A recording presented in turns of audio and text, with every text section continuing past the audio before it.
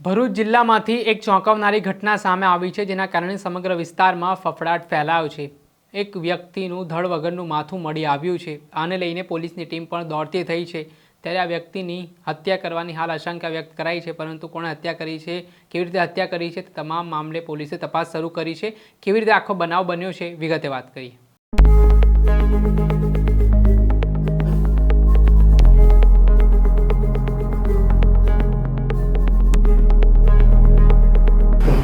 શું તમે શોપ લેવાનું વિચારી રહ્યા છો?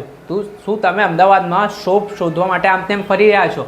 તો આજે ચિંતા મૂકી દો। અમદાવાદના પોશ વિસ્તાર પાલડી ભટ્ટા ખાતે વજ્ર પ્લાઝામાં પ્રથમ માળે 156 સ્ક્વેર ફૂટની શોપ છે, તે વેચવાની છે, જેની અંદાજિત કિંમત 35 લાખ રૂપિયા છે। એટલે તમે વહેલા તે પહેલાંના ધોરણે જલ્દી જ સંપર્ક કરો। આ એક સુવર્ણ તક છે, તે જે ખરીદનારો છે તેમના માટે છે। આ નીચે આપેલા નંબર ઉપર આજે જ તમે સંપર્ક કરીને તાત્કાલિક આ જે શોપ છે તેના વિશે વધુ માહિતી મેળવો અને આ તક ઝડપી લો। નમસ્કાર દર્શક મિત્રો, સ્કાયનેટ મીડિયામાં આપનું સ્વાગત છે। હું છું ફૈઝાન। ભરૂચ જિલ્લામાં કાળજુ કંપાવનારી ઘટના સામે આવી છે।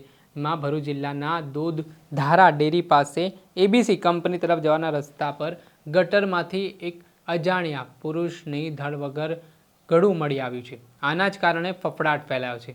સાંજના સમયે ત્યાંથી લોકો પસાર થઈ રહ્યા હતા અને અચાનક જે ધડ વગરનું માથું જોયું તેના કારણે લોકો ચોંકી ઉઠ્યા હતા। આ મામલે સામાજિક કાર્યકર્તા ધર્મેશ સોલંકીને જાણ થતાં તેઓ તાત્કાલિક ઘટના સ્થળે દોડી આવીને તેમને આ મામલે સ્થાનિક પોલીસને જાણ કરતા ભરૂચની સ્થાનિક પોલીસની ટીમ ઘટના સ્થળે દોડી આવી હતી ને જે આ શંકા વ્યક્ત કરવામાં આવી રહી હતી, જે ધડ વગરનું માથું મળી આવ્યું છે તેને બહાર કાઢવામાં આવ્યું, ત્યારે આ વ્યક્તિનું જ માથું હોવાની વિગતો હાલ કહેવાઈ રહી છે।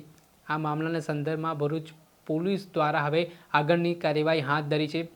ગટરમાંથી જે માથું મળી આવ્યું છે, વ્યક્તિનું ધડ નથી મળ્યું ત્યારે કોણે આ હત્યા કરી છે, હત્યાની હાલ આશંકા વ્યક્ત કરાઈ રહી છે। કેવી રીતે હત્યા કરવામાં આવી છે અને આવી નિર્મમતાથી હત્યા કરીને જે ધડ અને માથું અલગ કરી દેવામાં આવ્યું છે, તે મામલે પોલીસે હાલ ગુનો નોંધીને કાયદેસરની કાર્યવાહી હાથ ધરી છે। ત્યારે આગામી દિવસોમાં આ મામલે મહત્વના અને ચોંકાવનારા ખુલાસા થઈ શકે છે। આ ઘટનાના કારણે હાલ તો જે મૃતક પુરુષ છે તેના માથાને પોસ્ટમોર્ટમ અર્થે સિવિલ હોસ્પિટલ ખાતે ખસેડવામાં આવ્યો છે।